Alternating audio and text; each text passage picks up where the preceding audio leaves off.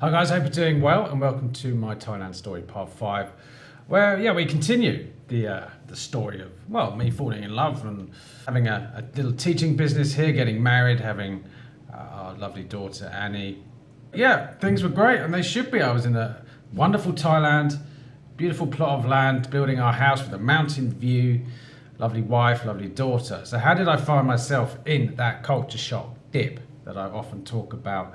Drinking a quart of vodka a day, 25 kilos overweight, and basically losing the plot. Right, so in the early episodes, it was an adventure. It was all new. It was great, new relationship. But I did mention the problems we had, the jealousy problems, the cross-cultural relationship problems, the issues my wife had being married to a Falang, how other Thais perceived her. So all this was bubbling under the surface. But I was in the honeymoon phase with both Thailand and with my wife. It was there, it was happening, but it was okay, it's fine. Everything will be okay after we build the house. I was wrong. The actual building of the house magnified all those issues and more into kind of a perfect storm where I was in conflict with my wife, I was in conflict with the culture, I was in conflict with myself, whether I'd made the right decision. But on top of this, I had a daughter who I adored, and just created a lot of confusion. This was before Facebook and YouTube. There was no one you could really reach out to in a similar situation to get a different kind of perspective. The expats that were here were kind of nutcases, to be honest with you. I might touch on those a little bit later. So it was a gradual decline over a period of about a year. And what basically happened, in a nutshell, the honeymoon periods of both my relationship with Thailand and with my wife, that sweet time at the beginning of a relationship, both of them came to an end at the same time. Yes, everybody has a decline sometime in their life. You can judge me if you want, but there's lots of things to get addicted to in life. In Thailand it's usually this and this. Now there's also this and this. And a few other things you can throw into the equation. So there's lots of things. But my first addiction was actually street food. I put on about 25 kilos. It was like a comfort. And it was obscene, the amount I was eating, and very unhealthy. And then one incident while building the house sent me over the edge. And that incident, you remember this incident with the locks? It happened on 2 doors before. He basically drilled in the wrong place, so it leaves this kind of mark. I made the silly suggestion that we get someone who knows what they're doing. And you remember that? Yeah. I know, yeah. That was an interesting day. And that was when I kind of lost it. Went to the mum and pop shop and bought my first couple of Leos and a pack of cigarettes. I had my first couple of beers. I'd never really drank beer in Thailand before this moment or this point. And it kind of opened the floodgates, because from then the beer wasn't enough. I went on to the Absolute vodka and Finlandia vodka. Great stuff, but you can build up a tolerance, and I was banging down a quart of vodka, or 750, I think it is, milliliters a day. And that's not just bad for your health, it's bad for your wallet and bad for your brain health. Finlandia, great stuff. And what's that, the Grey Goose. So I'm not encouraging the use of alcohol at all. But if you are going to drink, you stay away from the cheap stuff, like the Gilbeys and there's a lot of cheap whiskies, Sangsoms, things like that. It's bad anyway. But you know, the cheap booze here, the cheap spirits in Vietnam, China, will put you into an early grave. So at this point, I was right in the depths of that delayed culture shock dip. I was fat, unhealthy, addicted to cigarettes, alcohol, food, had no hobbies. I didn't really think I'd need any. I was Thai bashing. I was arguing with my wife over the smallest thing. My family noticed my behaviour. Things that I had going on in the UK were getting affected by that behaviour. And all I needed really was a couple of maybe expats who'd been through similar experiences, and get a few things off my chest and get that different perspective to get out of the slump. I didn't have that. Here in Dak at that time, very, very few Westerners or Phalangs. I had Klaus and Herman. Herman and Klaus are aliases. They were real people, but I've like hidden their identities. But to imagine Klaus, you have to kind of imagine Mr. Creosote and Celeste Patterson, but in ill-fitting shorts and flip-flops and t-shirt. He was awful. He'd come into a bar or even a noodle shop and, start coming on to any sort of females there. Just basically Thai bashing, hated everything about Thailand. And, he was just not a very nice bloke. On the flip side, you had Herman, who was in a different dimension. He was Dutch, and his attitude was just to let his wife do everything. He just gave her money and she controlled everything. He ended up with a blue house.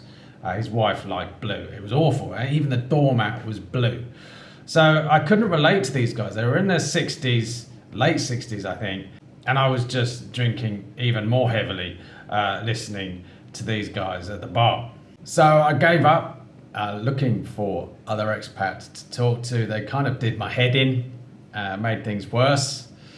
And actually things did get worse before they got better. And it happened one day. I woke up in the morning, passed out on the floor, too much absolute. I was grumpy that morning and I was Thai bashing in front of my daughter. And that kind of, something clicked in my mind. I went up to the bedroom, looked in the mirror. I just had a good rough talk with myself. It was kind of self-intervention. So I literally just got some old boxes out of the wardrobe, went down to the army pool. They were a bit shocked to see me. Said I had to wear proper swimming trunks, lent me some swimming trunks. I could only swim half the length of a 20-metre pool, and I had to go to the side of the pool. My wife shuffled over with a bottle of Coke, and I had that. And that was the start of it. Now from then, 2 months down the line, I was doing 40 lengths of a 50-metre pool. I do take things to extreme. I basically got super fit, lost 20 kilos in about 3 months, and started boxing, which was kind of brutal. But yeah, the training that goes around, not Thai boxing, I was fighting with Thai boxers, but just doing they were training their punching skills, and it was great. I got pretty good at it. Some of you be like, yeah, I don't want to get off the sofa, but it did more than that for me. You got the endorphin hit when you exercise, which helped your emotions, helped you sort things out. But it also gave me kind of a hobby, something to do every day while I was here. It also, I was meeting other Thais and learning the language. And on top of that, people like Herman and Klaus didn't go swimming, didn't do boxing. So I was meeting a few other expats with positive outlooks, and kind of helped me get some kind of perspective. They were also going through some difficulties. So it wasn't just, when you hear that, people say, we should just get off your ass and do some exercise. It helps, and it helps, as I said, in 4 different ways. The drinking calmed down. I had a chat with my dad, who some of you know is a musician, and he's had a lot of experience with alcohol and alcoholics. And he just said to me, get off the spirits. You don't want to be seeing the pink mice. I think he had friends in the music business who would literally drink until they were hallucinating. So I went down to a couple of beers in the evening after a hard day's exercising and in the garden. And that's the way it kind of stayed. So things were turning around. I felt much better about living here, the culture. And when I was in Thailand, a lot of that extra energy and positivity went into my daughter. I was doing homeschooling with Annie and taking her swimming, taught her to swim, teaching her to box, look after herself. And something that I can't actually discuss on YouTube, that basically it was an event that happened that made me the sole carer of Annie up until before I started this YouTube channel. And it wasn't easy at times, especially Mother's Day, which is a big deal here in Thailand. So I came up with Muddy Day, and I'll let Annie explain what it is. So what day is it today? Muddy Day. Muddy Day. That's right, I don't think anywhere in the world is there a Muddy Day, apart from here. in our house. So that's pretty good, isn't it? Yeah. Pretty party. It was a muddy day then. Similar daddy, but it's got my mommy inside too. So it's a muddy day. So I remained Annie's primary carer until, she moved to Pisnello to study in 2019. Things have changed now. I mean, I've made this video today, wife's in the house, and we've been discussing a lot of this. And it's been quite interesting. We've laughed a lot of it, especially Klaus and Herman. So yeah, that will probably be the end of the Thailand stories series for now. I'm not dead, there'll probably be some other things going on in the future, but my life is pretty complicated. I don't say everything that's going on in my life in YouTube, but I'm in a much happier place now. I've pretty much been full circle. I've experienced pretty much everything you can experience in Thailand in terms of being married, having kids, business, family issues, cultural issues, addiction issues, and you can get out the other side.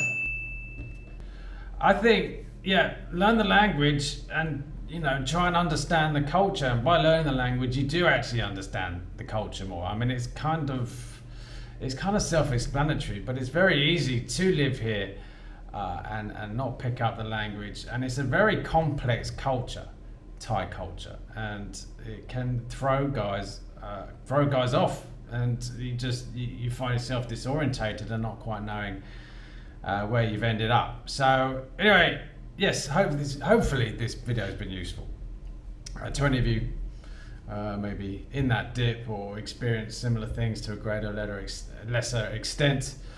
And if you got any stories or things you'd like to share, whack them down in the comments. And on that note, I say stay safe, stay well, and I'll see you in the next video.